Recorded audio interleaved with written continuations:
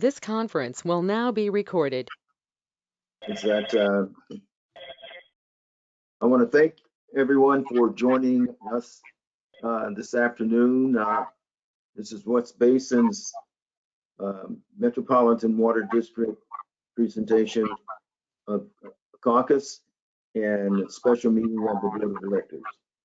And on behalf of the West Basin Municipal Water District, I greet you all in the spirit of water reliability, water use efficiency, and in the spirit of making water conservation a California way of life.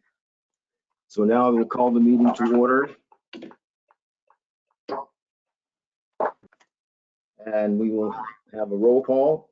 EJ, would you do the honors? Yes, Director Alvarez. Director Houston. Here. Director Deere.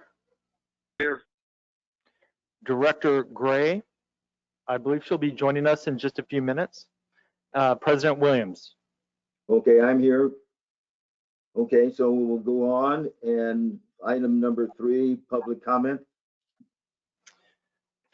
President Williams, we do not have any member of the public that has put in to speak at today's meeting. However, it is my understanding that General Manager Adel Haj Khalil will be joining us. I don't yet see him in the meeting, but I did just get out of a call with him, and he does plan to attend and speak. I see him. I'm here. Hi. Oh, Hi. Adel, welcome. Welcome. And so Thank you very much. will go to item number 4, discussion items. But before we get there, we'll have Mr. Hachkaleo to say a few words. Thank you, President Williams, and thank you to the board members. And EJ, thank you. And I know my staff is here for other items, and I wanted to come and say hi and appreciate West Basin's leadership on conservation and many of the things we're dealing with when it comes to the drought. As you know, we're facing some serious drought issues, but I believe strongly that through the Swan Water planning efforts and collaboration that West Basin has been a lead in this effort, and we need to continue collaborating with our member agencies, with the retailers, with everyone as we move forward for really preparing us and creating resiliency when it comes to water. And we have been working with the state and the governor and our partners around the Colorado River. We've seen a lot of work being done on some agreements for fallowing some land in Palo Verde through a collaborative effort with the Bureau of Reclamation and Southern Nevada and Arizona to help put some more water in Lake Mead. We are continuing to look for discussion with the state on how we can access some of our emergency water storage we have up on the state water project. We're going to have some major discussion on where we go. Staff and Metropolitan are coming up with some ideas of how we can shore up our resiliency. They come up with about 130 ideas, down to 50 right now. We're developing. There'll be short-term and long-term. We're going to engage our member agencies, West Basin, and as part of our managers meeting that we have regularly now, and to create this collaboration. I did some reorg in my executive team, moved some responsibilities around to really focus on drought response and water resources. Devin Aparehe will lead that effort and continue focusing on it. Operations will move under Shane Chapman, and HR will move under Katano Kassin. But that's part of to allow staff to focus on really our response when it comes to water issues and our negotiations, both on the state water project, on the voluntary agreements, and also on the Colorado as we're moving towards these new agreements that we're starting negotiating in 2022. we have been working hard on the EEO issue and working closely with our board, and we are developing a plan to move us forward. And I'll be presenting that to the board come up next week. I'm working with the chair of our board, your past president, Gloria Gray, on a retreat for the board members coming up end of the month, and we believe that will be great effort to bring us all together as part of We Are One and One Water Planning, talking more on the how we work together, but at the end, what are some of the priorities that we need to focus on, and we're going to be moving together. So I want to just say thank you for your leadership. West Basin has been leading the way on recycling, on conservation, and we look forward to continuing the partnership and sharing the work. And Mr. Chair and Mr. President, thank you for this opportunity. I know my staff, Brad, Coffee, Brent, Yamasaki, and others are here to give updates, and I want to thank you, and I appreciate EJ's always collaborative efforts with us and with the other general managers across the region. So I want to thank you, and I'm here to listen for a few minutes before I jump to my next meeting. So thank you, and look forward to seeing you in person. All right, well, thank you very much for your leadership. Thank you. So, EJ, where are we now? Yes, thank you very much, President Williams. We are now at item number 4, our discussion items. And with us today, we do have Jamie Miner from Niemela Pappas and Associates. She's West Basin's lead legislative advocate, and she's here to just give us a brief update on the closing days of the legislative session. Okay, well, thank you. Yeah, thanks, EJ, and thanks for having me. Happy to present. It's not as exciting as it was last year. Things were pretty chaotic, if you might recall, with just the Republican caucus was having to be remote, so things were moving really slowly. We saw a lot of running out the clock madness and bills dying because of that. So needless to say, it was very chaotic this year. We've seen them really work out the kinks. They're all there in person. Just yesterday, the Assembly's newest Assembly member was sworn in, Mia Bonta. She's replacing her husband, Attorney General Rob Bonta. So that finally brings the Assembly back up to 80 members. And then there are some current absences just with COVID, some members testing positive over in the Senate. So missing a few votes here and there that, may or may not be crucial these last few days of session. But so far, pretty smooth. Really what's been top of mind, just because we're coming off the 72-hour deadline for amendments to cross, because the bill has to be in print for 72 hours now before it can be acted on. So that was last night at midnight. We know what we're dealing with. And the budget bills came out this past weekend over Labor Day. They went into print, and of interest to you all. So in the baby budget bill, 8.5 billion went towards natural resources spending. So that totals about 16 billion for the year. A huge chunk of that just, in reaction to the current wildfires and just kind of some of the pressure the governor was getting, especially from the Republican caucus. They had canceled a legislative oversight hearing on wildfire efforts, and that got a lot of press and publicity and pushback. So because of those factors, and then all feeding into the recall, a lot of that went towards wildfire prevention, over $1 billion. And then on the waterfront, some good news, though, not as comprehensive of a drought infrastructure package as we were really hoping and advocating for. But we did see $855 million go towards drought and water efforts. That's on top of what's already been passed, which is a multiple billion as well, earlier this summer. It really was just clear on both water and energy issues that the three parties, the speaker pro tem and the governor, all had different ideas on how they wanted this resiliency, drought resiliency and energy resiliency plan to come together. So we expect some of that discussion to really spill over into next year, especially we still have 2 climate resiliency bonds moving. They were parked this year, but both SB 45 by Senator Portantino and AB 1500 by Assemblymember Eddie Garcia are still out there, can be picked up next year and negotiated for a 2022 ballot measure.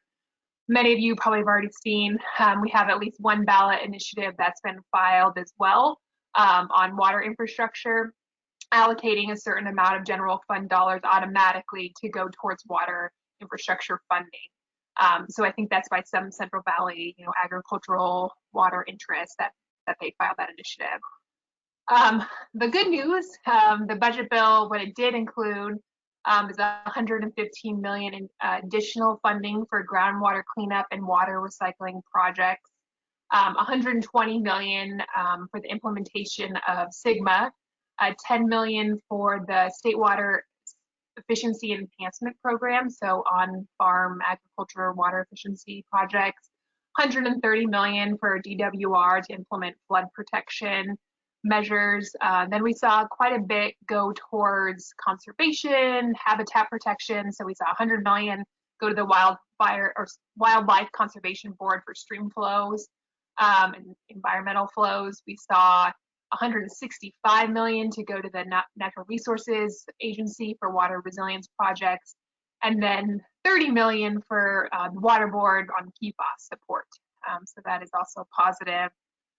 So all in all, again, about 880 million.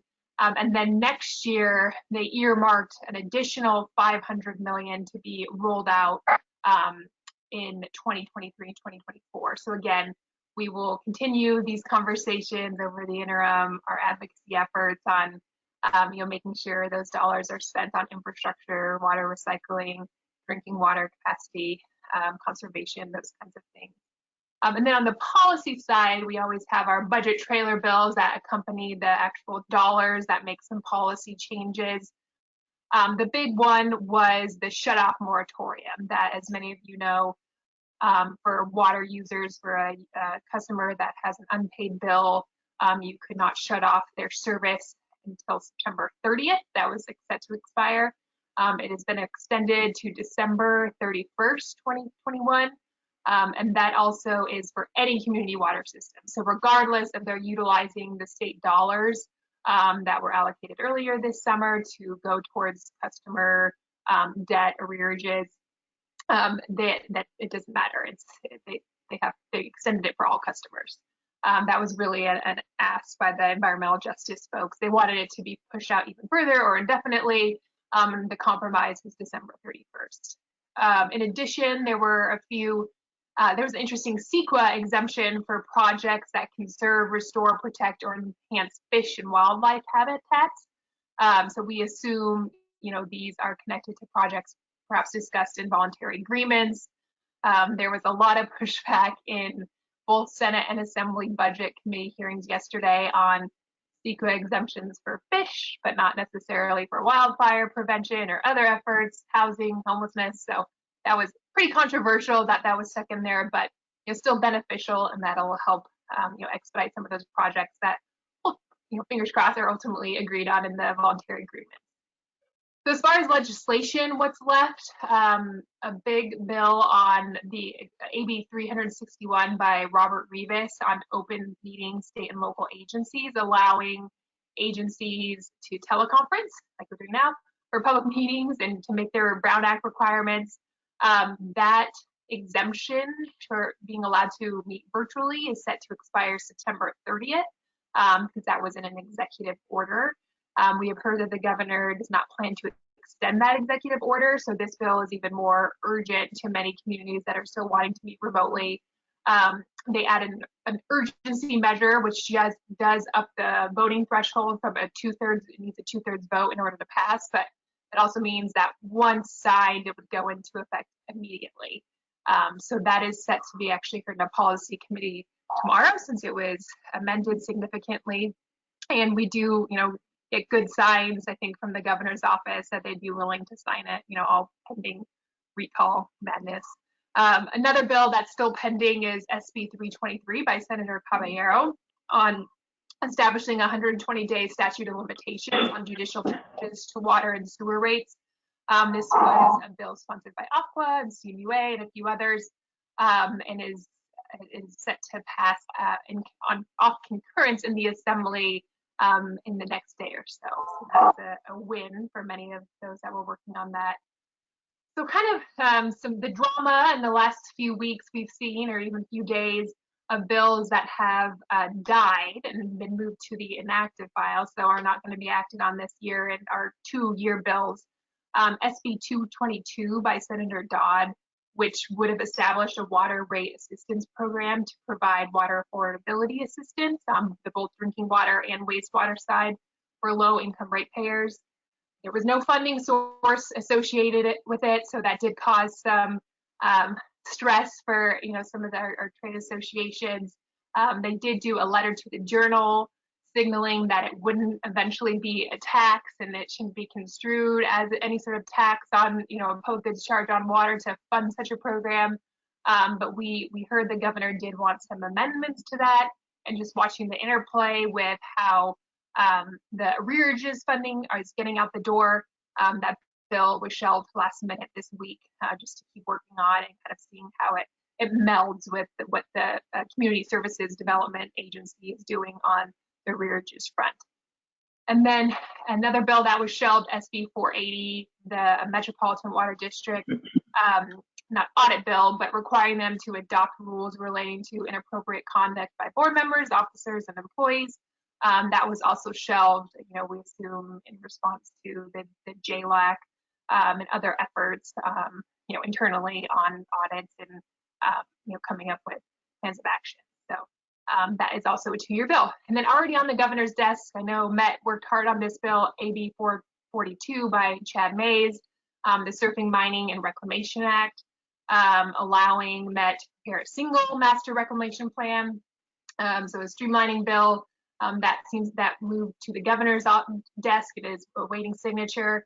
And then AB 818 by Assemblymember Bloom on pre-moistened disposable wipes, baby wipes, requiring them by July 2022 to be labeled clearly and conspicuously that they should not be flushed. So obviously that was important to many agencies and wastewater agencies. That is on the governor's desk. Moving to the regulatory side, now that you kind of have a picture of what's to come this last week of session on the legislative side, obviously, the recall is fueling a lot of what the governor's doing right now politically, especially when it comes to the drought and keeping the reductions, that 15% call for voluntary reductions, exactly that, voluntary. Obviously, it wouldn't be a good move politically for the governor to enforce a mandatory restriction ahead of his election. We have heard rumblings of a mandatory restriction that it could be coming later in the fall, maybe when the water year ends in October, late October. The question is, and something that we as a lobbying community are grappling with is, how will that differ from the 2015 restrictions? We have, making conservation a way of life. Those 2 bills that passed a number of years ago, those are starting to be implemented over at the Water Board. So stakeholders are working on recommendations for both indoor and outdoor use and goals. So that will be a heated conversation next year, but that will play into how things look different from any sort of 2015 restriction. And then of course, the community cares a lot about recycled water. How will that be treated? Will it be counted towards a district's baseline for what they have to report? Or will it be given any special consideration since it is, considered a drought-resistant water source? And that's how it's labeled in the governor's water resiliency portfolio. They are very encouraging of this practice. So, should it be treated the same? That's a big question. So, in some preliminary conversation folks have had with Chair Esquivel, I think he understands that balance, that we still need to incentivize this practice, but also acknowledges that the message needs to be sent to all Californians that every drop should be conserved and used efficiently. So it's kind of balancing that fine line, how to thread that needle. And I think they're looking to industry for ideas. If, and when mandatory declaration is coming, obviously we don't know for sure. It all depends on the rainy season. But it makes sense as a community to get ahead of that and come up with some proactive ideas. So I know a number of folks are working on that. So with that, that's really, it's less than a week into the recall election, so it should be interesting.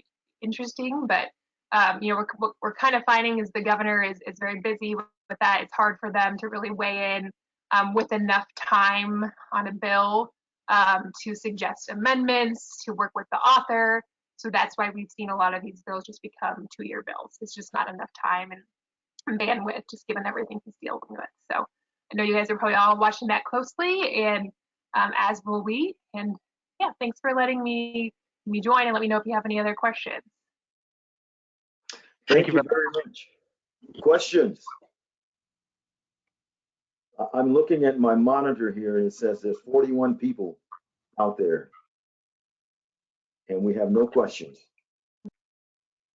You've done an outstanding job, Jamie. Thank you very much. Thank you. Thanks for having me.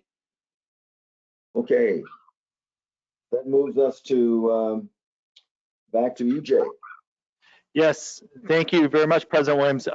For the MWD other matters, item number 5, we do have one presentation identified under 5A.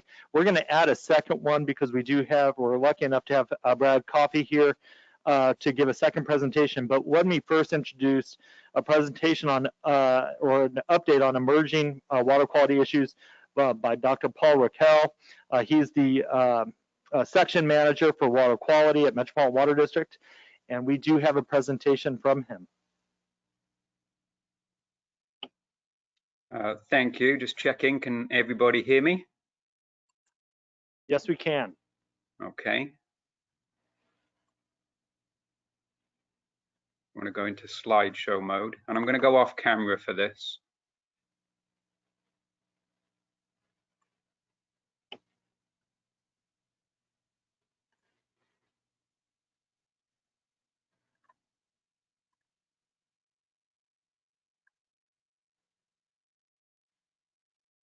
At least I will do shortly.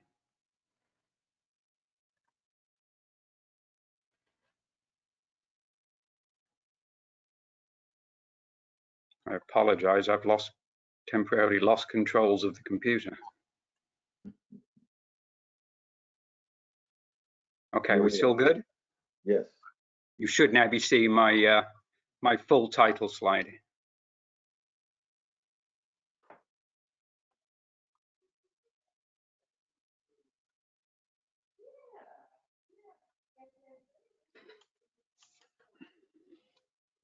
So, good afternoon, President Williams, directors, and ladies and gentlemen. I'm going to spend the next 15 minutes or so talking about emerging water quality issues. And some of you may have already seen this presentation when I presented it to Metropolitan's Engineering and Operations Committee a couple of weeks ago. Now, here is an outline of what I'm going to be discussing, and the focus will be 3 emerging issues. That is PFAS, microplastics, and cyanotoxins. And for each of them, I'm going to explain what they are, why they're an issue, and give an update on the regulatory status of each of them. Now, none of these issues are new, and they've all been described and discussed in a variety of water industry forums and in some cases in the media, but they continue to be in the public spotlight. And there's been quite a lot of regulatory action swirling around all 3 of them. Now, either side of those 3 specific issues, I've bookended the presentation with a brief trip down memory lane and then a glimpse into the future. So first of all, let's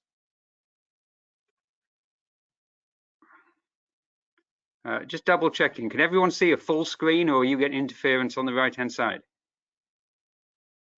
Looks good, Paul. Okay, I see a full that's all I needed. Thanks.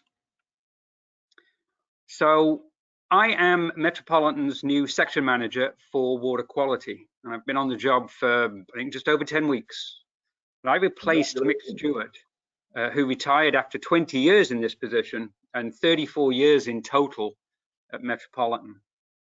But way back in 1989, a much younger Mick Stewart wrote a memo to his boss about a little-known microorganism called Cryptosporidium, which at that time was starting to emerge as a water quality issue.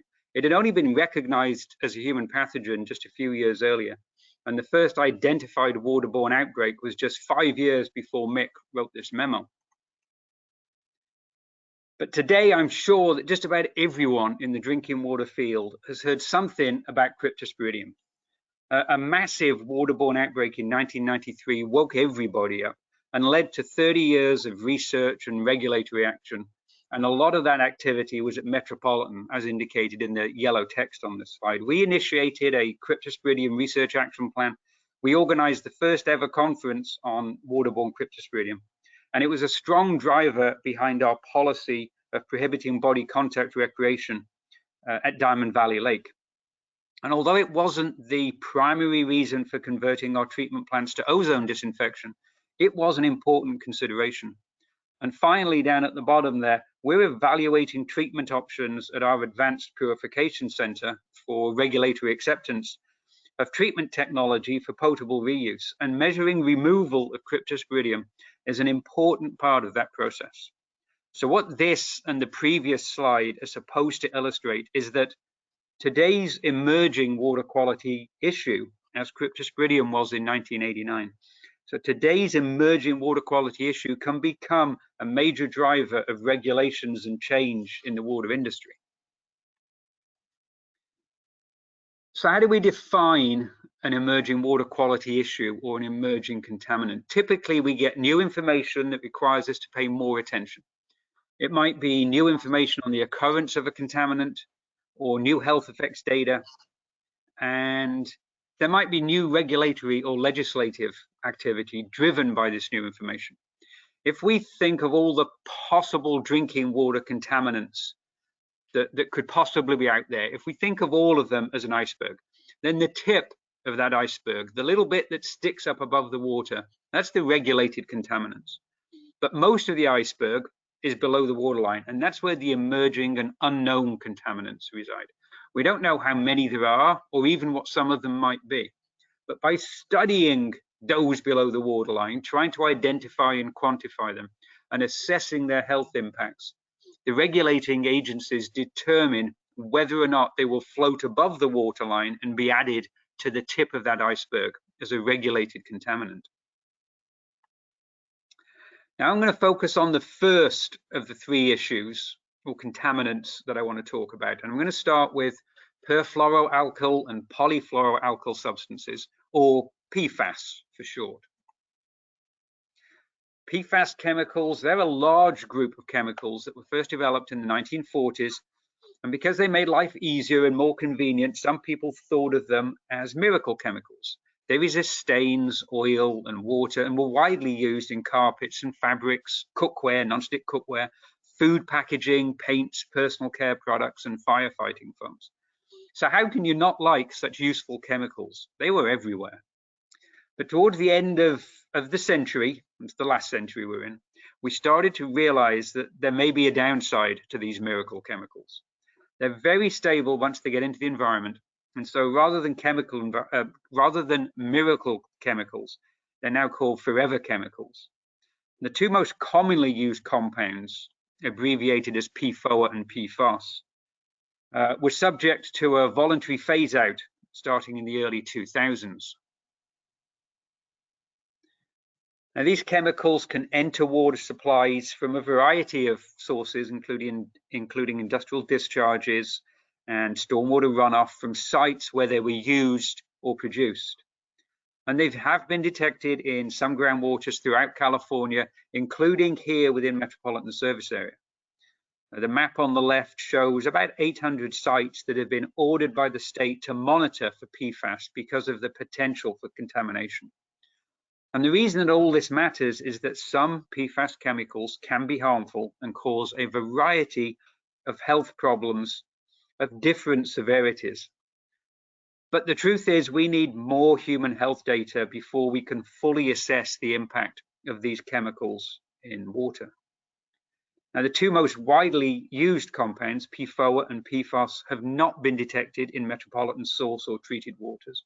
And in fact, we've been looking for a wide variety of PFAS chemicals multiple times over about the last 8 years, and we've only found low levels of one of them in some of our waters.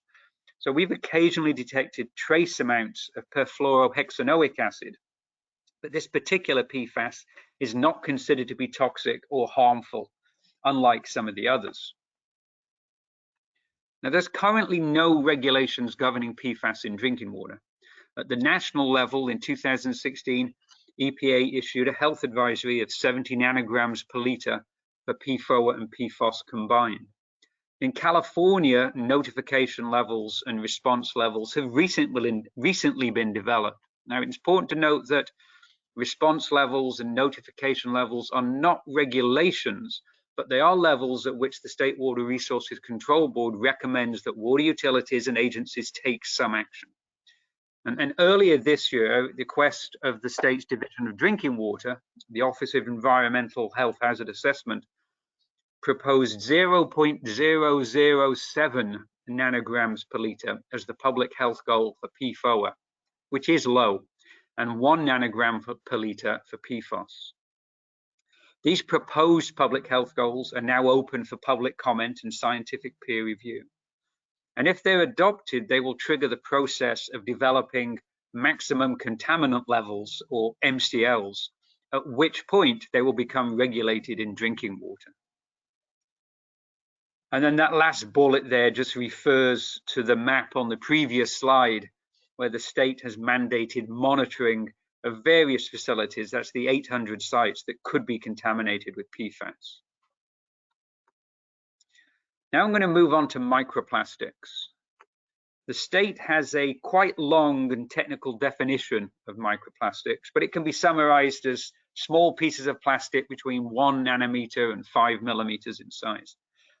These plastic particles can be fibers, pellets, fragments of bigger plastics, and microbeads. Much like the PFAS chemicals, they typically come from products that we use every day. Car tires are a big contributor, along with synthetic fabrics and textiles, and personal care products and cosmetics. Now, although the World Health Organization has recently stated that microplastics in drinking water appear to represent a low risk to human health, more research and information is needed on their potential health effects.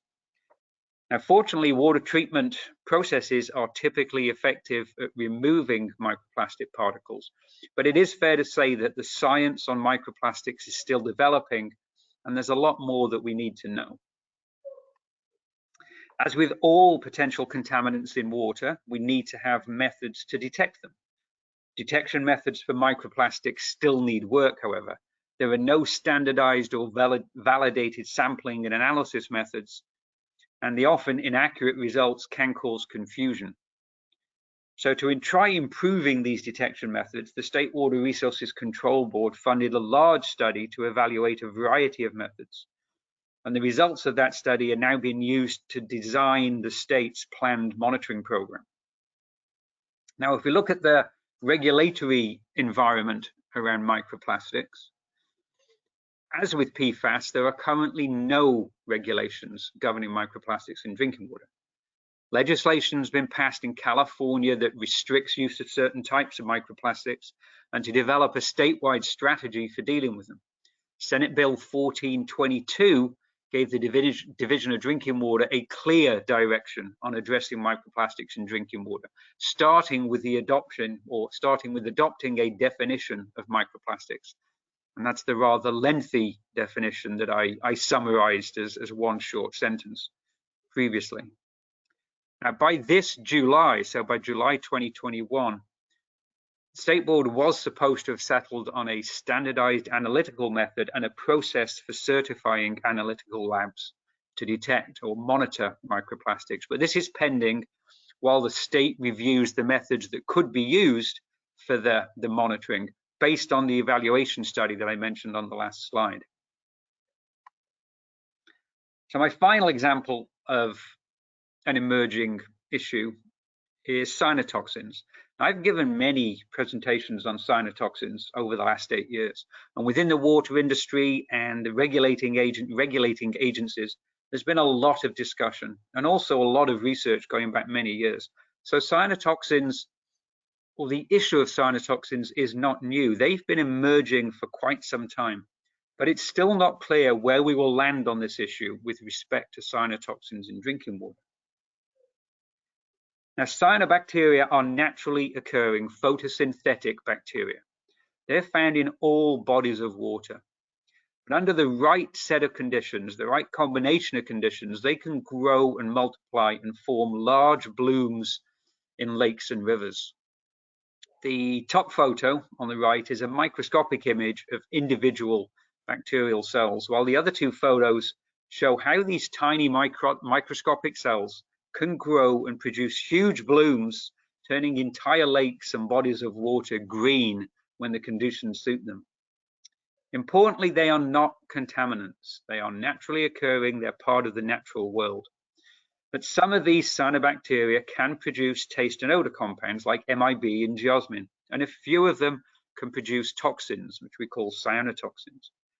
These cyanotoxins can cause a wide variety of illnesses, ranging from mild skin rashes to more severe conditions affecting the liver and the nervous system. And unfortunately, livestock and pet deaths have been linked to consuming water containing cyanotoxins, primarily from licking their coats after coming in contact with blooms or cyanobacterial scum. And there have been human illnesses linked to recreational water. There have also been 2 well-publicized incidents in the US when residents in Toledo and Salem in Oregon couldn't use their drinking water because cyanotoxins were detected in their treated water. Now, here at Metropolitan, we've been monitoring our untreated waters for over 10 years now, and we do sometimes detect cyanotoxins. To make sure that our methods are reliable, we've put a lot of effort into evaluating and improving detection methods in the lab. And we also use satellite-based sensors to track blooms in our lakes, as that top photo on the right illustrates. And some of you may remember that we closed Diamond Valley Lake for 5 weeks in the summer of 2018 and posted warning signs at the lake, similar to that one down at the bottom there, because we detected relatively high concentrations of one particular type of cyanotoxin. Now, as with the other constituents I've been talking about, cyanotoxins are not regulated. So this closure was based on California's voluntary guidance levels for recreational water. And it's important to note that the drinking water was not impacted. We were not using Diamond Valley Lake as a source of drinking water at the time. But even if we were, we typically withdraw water from deep in the lakes, away from the surface water, where these blooms usually form. And because of the structure of our outlet towers, we do have flexibility in the level of water or the depth of water that we can withdraw from our lakes. So as I just said, there are no drinking water regulations for cyanotoxins. Back in 2015, the EPA published health advisories for 2 types of cyanotoxins, but these are for guidance only. Now, earlier this year, California proposed notification levels for drinking water, and these are levels at which the state regulators recommend that a water utility notifies its customers about their monitoring results if they find anything. Importantly, on the lower table there, the notification level of 0.03 micrograms per liter for microcystins, which is one type of cyanotoxin, is below the detection limit of the most commonly used detection method, which means the method still has some catching up to do if these proposed notification levels become fixed. Now, in my first couple of slides, we visited the past and a younger version of my predecessor, Mick Stewart at the Water Quality Lab, warning about an emerging contaminant called Cryptosporidium. Now I'm going to look briefly into the future. So here's the universe of chemicals and microbes that could become the next emerging water quality issue, that could ultimately become the next regulated contaminant in drinking water. And it's a familiar universe covering many of the products that we rely on in our everyday lives in a modern industrialized society. There's various types of chemicals, pharmaceuticals, cosmetics, nanoparticles, microplastics, and pathogenic microbes. The EPA has a process for prioritizing this universe into a manageable selection of contaminants that need further study. And this process is called the Contaminant Candidate List. And EPA is required to develop a new list, or at least an updated list, every 5 years. And it lists unregulated contaminants that may be present in water and may be harmful. The proposed 5th CCL, Candidate Contaminant List, was published earlier this year and includes some of the issues that I've been talking about over the last few minutes, including cyanotoxins and PFAS, and also some disinfection byproducts and a selection of pathogens. So if I give this presentation 5 or 10 years from now, we may be discussing a whole new list of emerging water quality issues beyond what I've covered today. But if I am giving this presentation in 10 years, then something's gone seriously wrong with my retirement plan as well. So just one more emerging issue that I want to talk about briefly, because it's become a hot topic in our region within the last couple of years. It's not a single chemical or a microbial contaminant or group of contaminants like PFAS or microplastics. It's an entirely new area of focus for Metropolitan, and that's potable reuse. And it's an emerging issue that's going to get a lot of attention over the next few years. We started testing at our Advanced Purification Center reuse demonstration facility in 2020, and now we're getting ready to move into the next phase of testing. We're developing and improving methods for future monitoring of reuse water, and that will include toxicity assays and detecting PFAS and low molecular weight chemicals. And all of this may present some detection challenges. And looking a little bit further into the future, research into potential direct potable reuse applications and how we might integrate reuse water into our existing system will be an emerging area of focus. So with all these emerging water quality issues, and remembering that most of the iceberg of potentially new emerging contaminants is still below the waterline, and then long-term drought and uncertain water availability, and the region's need to maximize local resources, we need to be prepared for challenges of the future. And by we, I mean all of us, the entire region, the water industry of our region, but also we Metropolitan and we the water quality section. We'll need the best available methods and state-of-the-art facilities with specialized equipment and dedicated spaces. PFAS needs clean rooms. Some of these other contaminants need all kinds of specialized facilities. We'll need pilot scale and demonstration scale platforms to evaluate treatment technologies. And we need to continue improving and standardizing detection methods, stay engaged with the regulatory process, and continue recruiting the best and brightest to do all of this work. So in closing, the mission of Metropolitan's water quality section, and I'm here as the water quality section manager, is to safeguard the public's drinking water. Our primary goal is to ensure that Metropolitan's drinking water meets all of the regulatory requirements, as we report in our annual water quality report shown there on the left. But through our strategic planning process and water quality's dedicated and talented staff, we've always been able to rise to the challenge of emerging water quality issues, and will continue to do so whatever emerges from that great big iceberg that I've been referring to. There, I will stop and take any questions. Okay, well, thank you, Dr. Rochelle. Any questions out there? None? I have one. Go ahead. With the firefighting efforts out there now because of course, the forest fires, the phos-check that's being dropped all over the place, is that being looked at as a future problem? You know, Agent Orange wasn't the problem, and then all of a sudden it became a problem. So how are we checking on that? There has been some work looking at PhosCheck, and PhosCheck is a generic term for quite a wide range of firefighting compounds. And I will say there is no comparison between Agent Orange and PhosCheck. Even though it is red, there's nothing Agent Orangey about PhosCheck.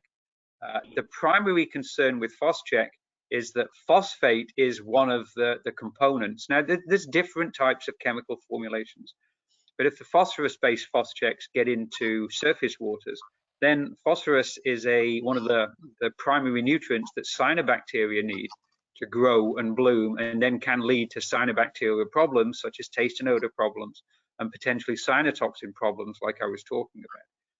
But typically the firefighting efforts, they are aware that bodies of water are around in the areas where they are dropping PhosCheck and similar firefighting compounds, and they do try and stay away from bodies of water as far as possible. Now, it might not be possible if a fire is all the way up against the side of a lake or a body of water. But in the past, when there have been firefighting efforts within our regional watersheds where we do have, or where the Department of Water Resources has some of its lakes in the mountains, there have been monitoring efforts to see if there was any impact from the firefighting efforts. And typically, the bodies of water are so big that typically that kind of activity doesn't lead to detectable increases in chemicals in the water. But as I said at the start, PhosCheck and similar compounds are, although they're good at extinguishing fires, they tend to be somewhat inert. They're really not comparable with things like Agent Orange at all. Oh, well, thank you. Just wanted to hear that. Any other questions out there? This is your last chance. Now, there'll be other chances in the future. Wait, there's only 41 people out there. Well, I'm talking about today. Okay. Thank you very much, Dr. Rochelle. Next. All right, President Williams, we do have one last presentation. This is obviously crucial as we continue on through this drought. We do have a water supply conditions and operations update. It's my understanding that Metropolitan Water District staff, both Brad Coffey, the group manager for Water Resources Management Group, as well as Brent Yamasaki, the chief operations and group manager for water system operations, will be presenting this item. Okay. Thank you very much. Thank you very much, EJ, President Williams, members of the board, and guests. Happy to be with you. If I could actually have staff present this for me, I thought I would be able to run it from my computer, but I'm unfortunately not able to. So what Brent and I will be describing today is our current water supply conditions and some of our operations, both to maximize our water supply reliability, and just an update on some of our operations. Next slide, please. So I need to let you know that the State Water Project conditions are actually quite poor at the moment, as many of you already know. We are anticipating a 0% initial allocation for 2022 unless we get some significant rainfall in the fall months. And we're expecting this because the levels of storage in Oroville and other reservoirs are low, and the dry soil conditions that would be soaking up some of the initial runoff. But we really also don't expect it to end low. There's roughly an even chance of a 20% State Water Project allocation in 2022, which would be around 400,000 acre feet. In addition, there's been a shortage declared on the Colorado River Basin. That shortage in 2022 does not directly affect California's water supply, but we're obviously very interested in developments on the Colorado. Next slide. Now, at the least granular level, I want to show you what our storage balances are. So this is the sum of all of our accounts, and we're expecting our storage balance to drop by about 700,000 acre feet from a maximum of about 3.2 million acre feet to, by the end of this year, 2.5 million acre feet. Next slide, please. Now, if we look at the supply balance in a little bit more detail, you'll see what makes up the demand and our supply. First of all, we're expecting a current demand of about 1.8 million acre feet. That's higher than it's been in a number of years. And bringing in a little more than 1 million acre feet off the Colorado River Aqueduct. In dry years like this, the Colorado River Aqueduct is really the workhorse for Southern California. We have a small sliver of Table A, a 5% allocation, less than 100,000 acre feet. We've supplemented that by participating in the water transfer market, and the remainder of this, about 650,000 acre feet, will be withdrawing from drier storage. Next slide, please.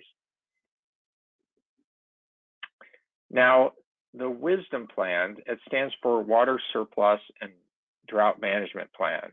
That was a plan the Metropolitan Board adopted in 1999, and it's a framework of how we will withdraw and or place water during dry years and during wet years.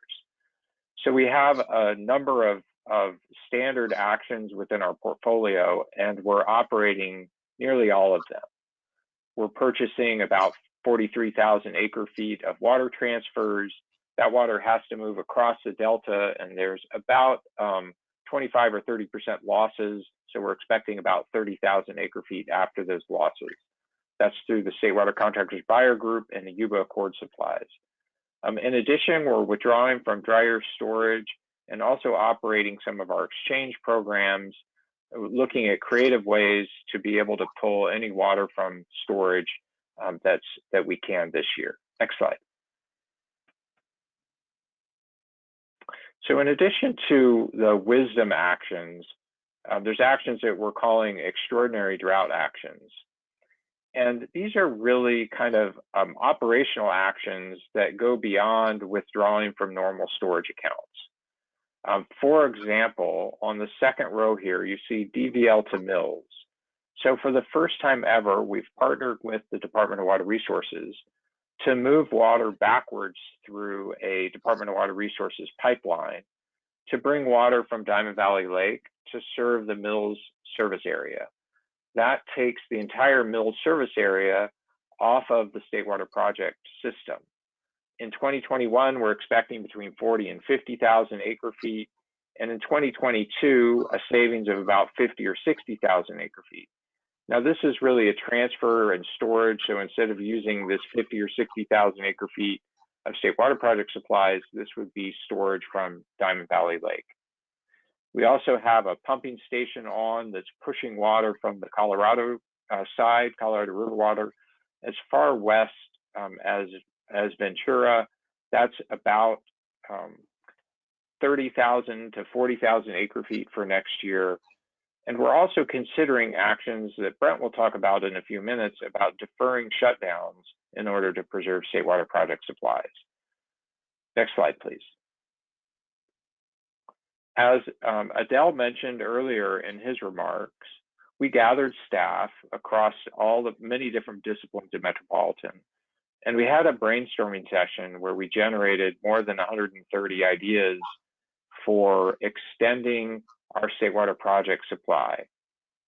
Now, of these 130, we've selected about 50 for further development, and this kind of just shows 5 broad categories that they're broken into.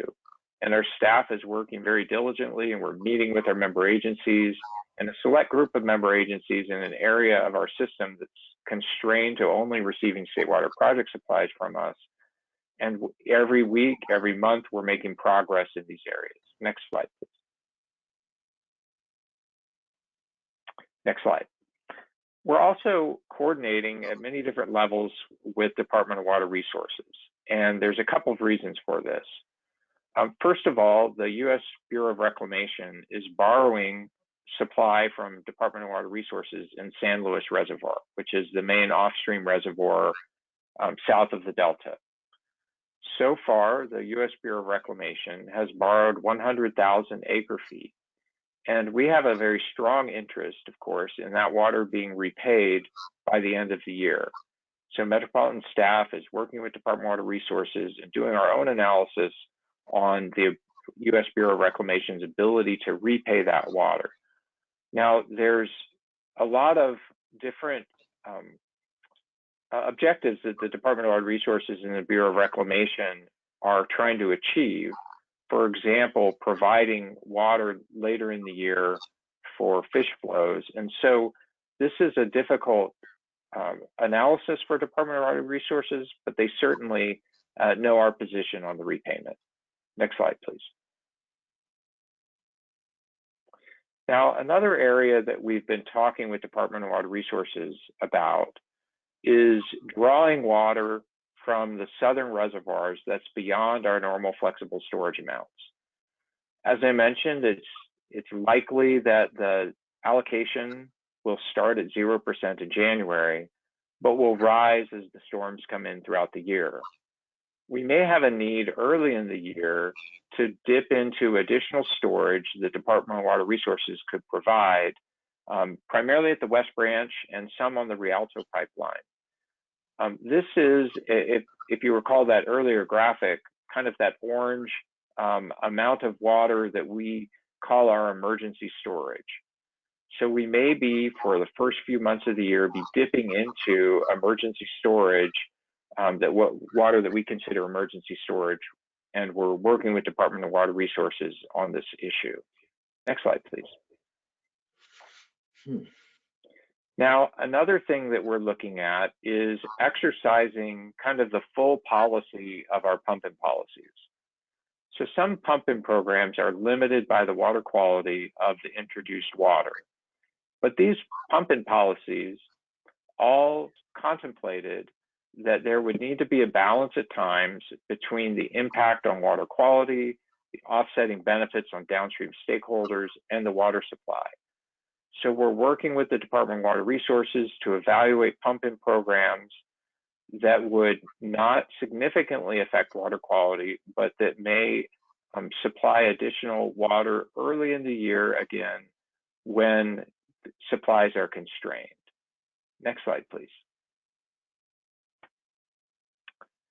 In addition to the considerations of withdrawing water from southern storage and adjusting our operations under the pumping policy, the Department of Water Resources has officially requested an assessment of the State Water Project contractors' health and safety needs for calendar year 2022. Now, there's an article, a provision within our State Water Project contract that says that DWR can allocate the supplies based on meeting some minimum demands for the contractors.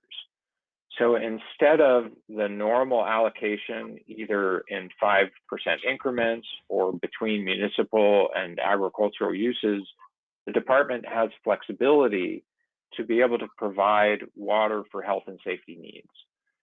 Now, the department asked us for an estimate of our health and safety needs in 2015 during the drought, which we provided, and the water supply conditions changed so that the department didn't have to constrain operations in any way to achieve that. They've asked for that again, and what that basically means is reasonable indoor use for the population in Southern California that only has access to State Water Project supplies. That's about 55 gallons per person per day. And then some additional water for critical commercial industrial needs, such as business operation or fire suppression. So we are compiling that, and we're meeting with the member agencies in the State Water Project constrained area to estimate what the local supplies are that can offset that. Next slide, please. So this just goes through that same issue again. The health and safety supply is the health and safety needs plus the critical needs minus any local supply production. And we'll be providing that to the Department of Water Resources by October 1st. And that is information that they would then use to either make decisions about releases from southern storage or to have some pumping and to approach the State Water Board with some flexibility in pumping early in the year. Next slide, please. So there is a lot of coordination with Department of Water Resources that has to occur. And I just want to hit on 4 different areas. First, Metropolitan has a strong interest in the return of all the borrowed water by U.S. Bureau of Reclamation by the end of the calendar year. Next, the Department of Water Resources is looking at what they might need in order to provide the State Water Project contractors with water to meet health and safety demands. The department has indicated that some additional actions may require emergency declaration within metropolitan service area.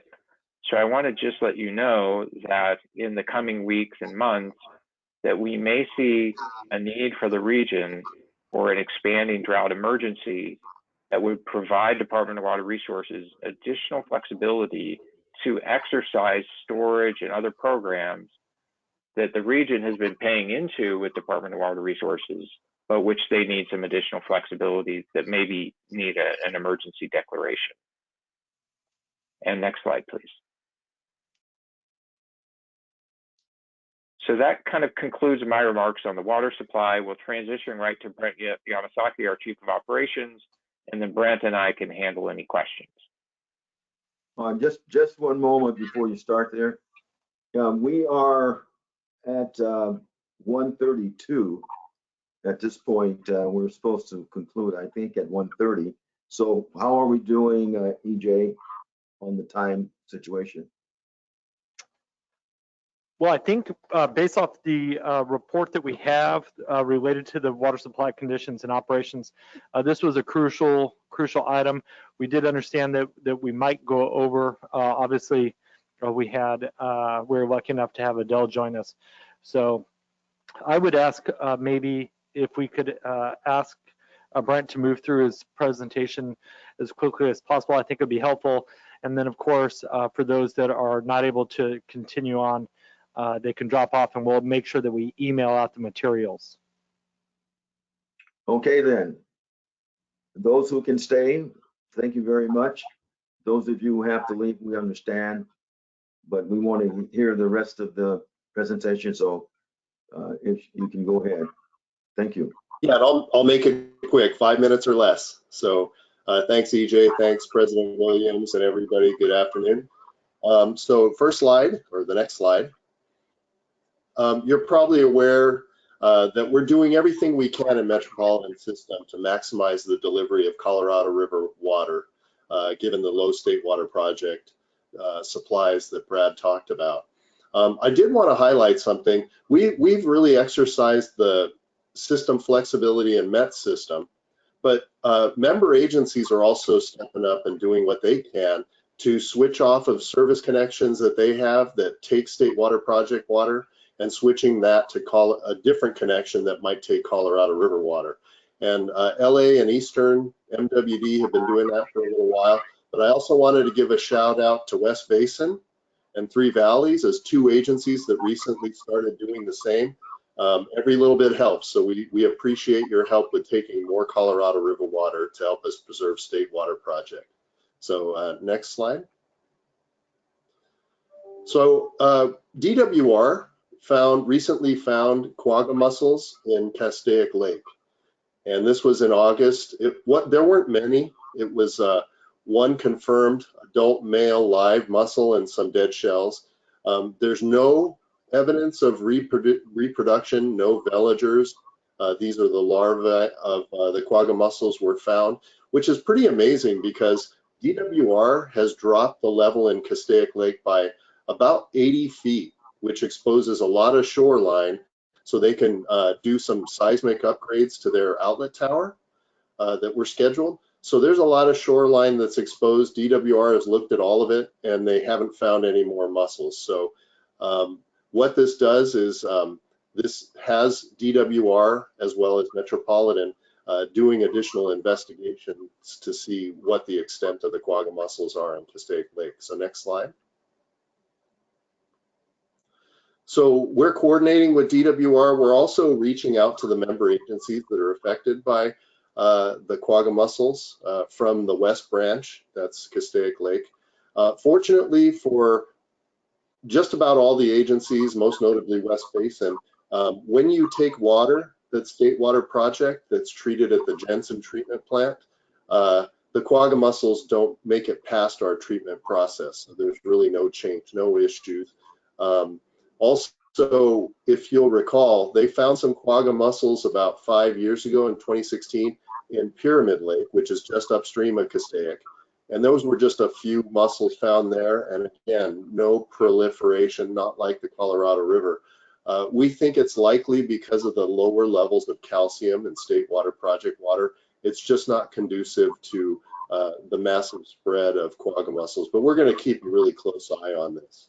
And like I said, we're going to engage with the member agencies as well, so you're up to date on the latest that DWR finds and any findings that we have. So next slide. This is shutdown season. Next month kicks that off.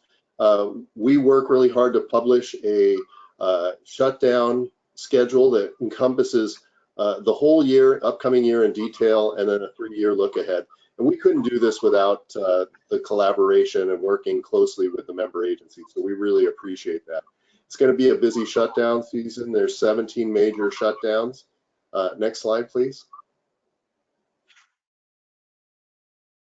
And we developed this in coordination with the member agencies, even the retail agencies and DWR, to make sure that our shutdowns will fit with everyone else's plans. And these partnerships are really key to our success. And as Brad said, we're also open and flexible and adaptable. Should things look pretty dry on the state water project next year, we may reschedule some shutdowns. One notable one is the Lake Matthew shutdown we have scheduled for next March.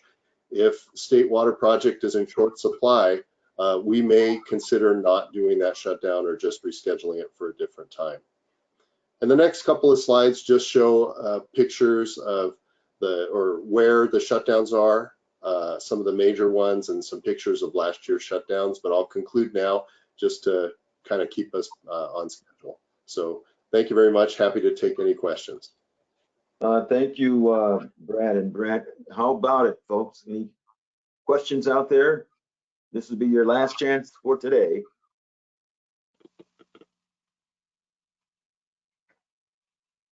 Okay, then.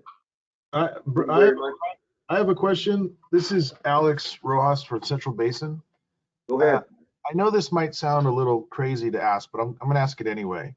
You know, in this time, you know, there's a lot of local needs for groundwater recharge. And my question would be, with all the moving parts, sometimes the purchase of imported water to replenish the ground is cost prohibitive.